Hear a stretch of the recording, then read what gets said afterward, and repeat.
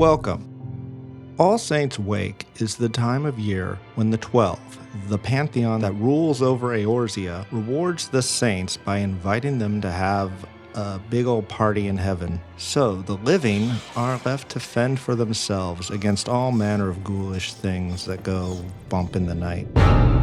If you haven't guessed, All Saints' Wake is the Final Fantasy XIV equivalent of Halloween in the real world, which is also known as All Saints' Eve. It features your typical Halloween trappings such as dressing up in scary costumes, carved pumpkins, pumpkin-themed decorations, and pumpkin-themed food, ghosts, bats, haunted houses, and questionable treats, and more pumpkins. This event is currently active and will last until November 1st.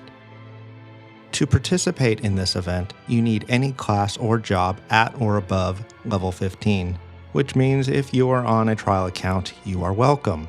In the MSQ, you will need to have completed the quest, It's Probably Pirates. This quest is after you have unlocked the airship and have been sent to all 3 major cities. It requires you to complete your first dungeon with a group, which will be a good thing to be familiar with.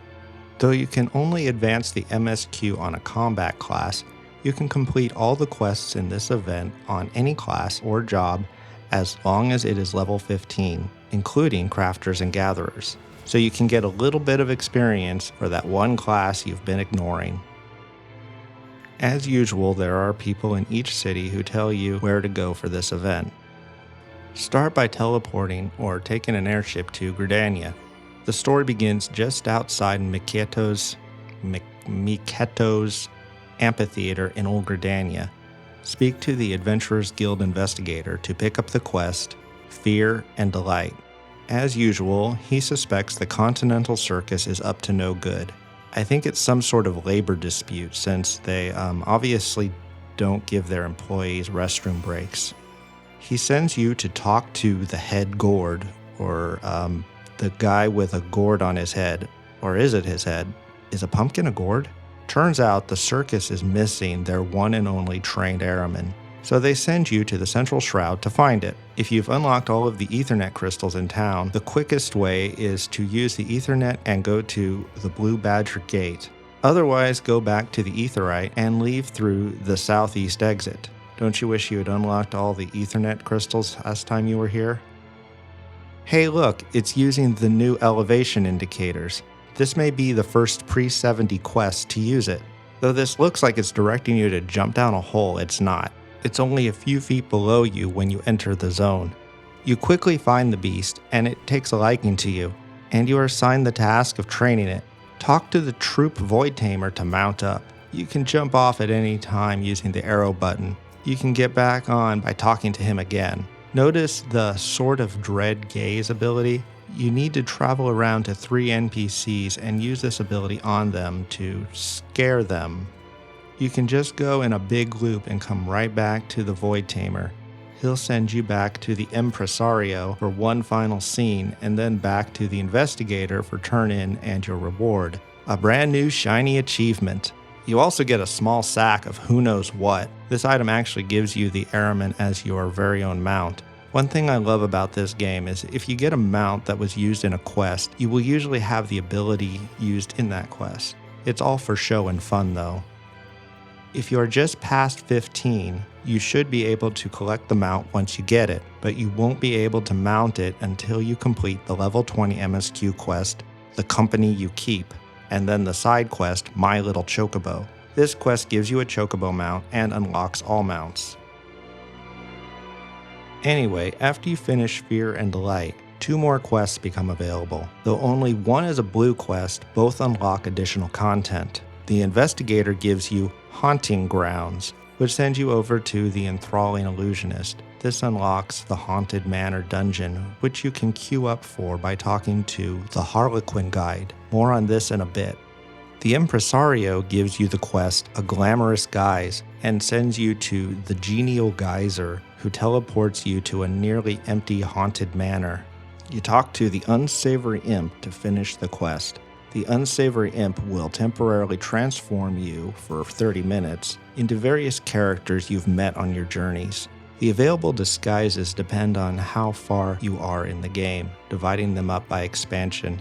I don't know why you get this tricksome treat ability. I guess it's just for fun. You cannot leave the house in your disguise, and you have to cancel your current disguise to get a different one. You can go anywhere in the house if you like. When you are done, head back to where you entered to find the exit. So what about the other items? They can be purchased from Shady Smock. That name, it's more like a Hellsguard name than a Makote. Can I get you a pot to pee in or something? The pumpkin carriage, which is an outdoor housing item, costs 3 pumpkin cookies.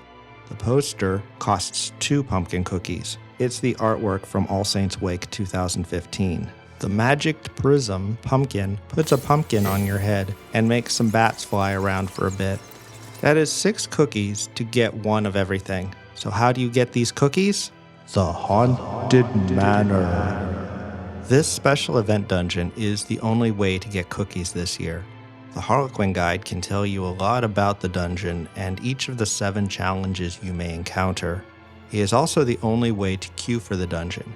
You can queue alone or in a group of 2 to 4. You will be matched with random players to give you a complete group of 4. There is no combat in this dungeon, and all your abilities except sprint are disabled. In fact, you should avoid monsters at all costs. Well, not all costs, but do your best. You cannot queue as a crafter or gatherer, but you can queue as a blue mage. You are given 3 random challenges, and you will be teleported after each one is completed.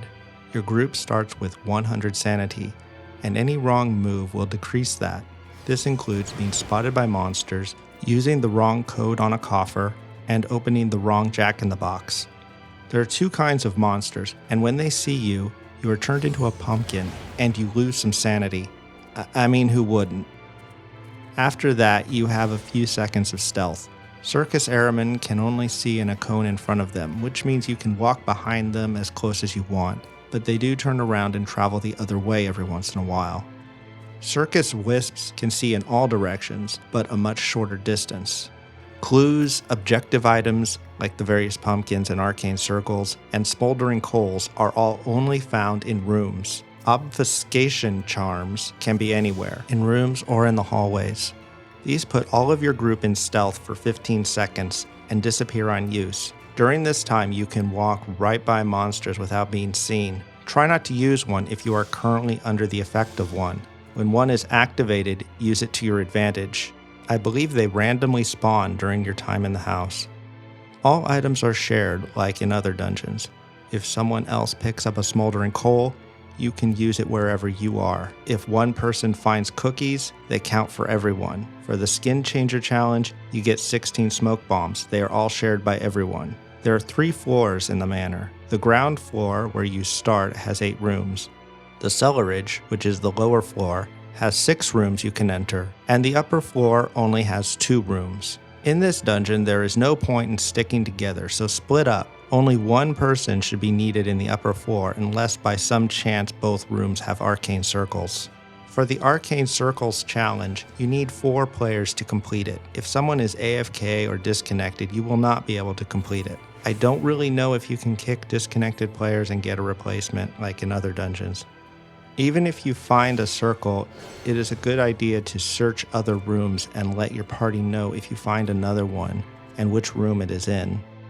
For Coffer Cracker, there should be 5 cryptic notes.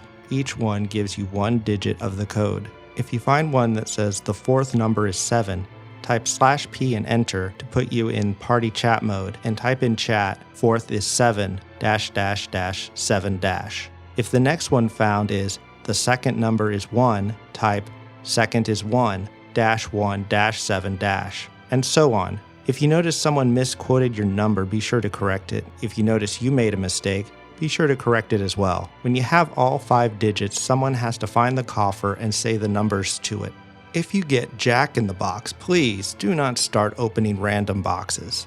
There is 1 in each room and only 2 should be opened. There should be 4 cryptic notes. Each references either the first box or the second box. 2 will give the ending number of the room number. If this is 1 or 2, there are 3 possible rooms it could be, 1 on each floor. If it is 3 to 6, there are 2 possible rooms.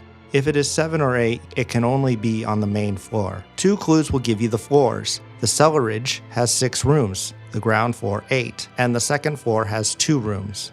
The other challenges don't really require any coordination, but make sure you search all the floors and all the rooms. Mr. Happy made a great guide on this back in 2016, so reward details may be different. When you have successfully finished 3 challenges, you will get 5 cookies, which is enough to get both housing items. Do another run and you can get some magic prisms. And what if your sanity reaches 0? You get nothing! You lose! Good day, sir! This is my 3rd All Saints Wake, and this has been consistently one of the better events in the game, mostly because of the dungeon included. It's one of the better ways to grind holiday currency, and it's thematically appropriate. However, there isn't much to buy this year. Some people will quickly get all they need, making it harder for latecomers to get a group as the event goes on. I really wish they would have previous year's items available in-game instead of putting them on the MOG station. They obviously can't do that for items they already sell there, but they could start next year. The thing is, it says right on the website the items from previous years can be obtained. What are they talking about? The magic prisms? Last year there was a repeatable quest. It would have been nice if there was a repeatable quest involving the Araman mount this year. Though the Continental Circus is known throughout Eorzea, they only seem to have a presence around All Saints Wake, kind of like Spirit Halloween. Have you seen any other references to them? The Haunted Manor is obviously Hawk Manor? Are they renting it from Lady Amandine? And why can't you go into the Hall of Blood when running the dungeon? I think that requires some investigation. Anyway, I hope you enjoyed this video, and have a fun All Saints Wake. You know what I do? Every time I see a video, I either like it or dislike it. That way, if I ever see it again, I know I've already seen it. If you have any questions, feel free to ask down in the comments. And don't forget to subscribe if you like what I'm doing. Goodbye.